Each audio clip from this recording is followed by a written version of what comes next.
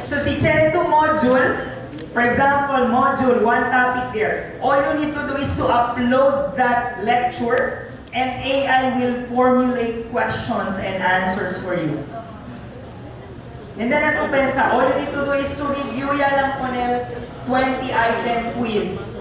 Man-review ya lang to uno-uno. And then ato pensa, pakilaya pa to man-construct, man-express, man-review ya lang to si correct ba? If that's the content that you desire to give your students. If not, man-revise too. And then, if you think that the difficulty of the quiz is low, in short, very easy lang ang quiz, so you adjust the multiple choice items. Alam yung trabaho, hindi na ito pensa ko sa A, B.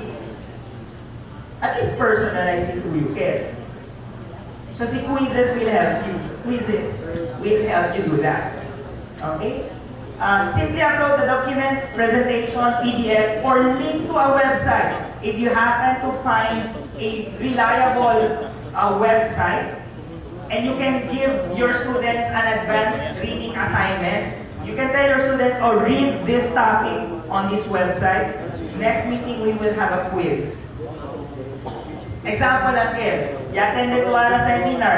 Dito pwede man hindi yung estudyante. Okay, reading assignment kita. Read this topic.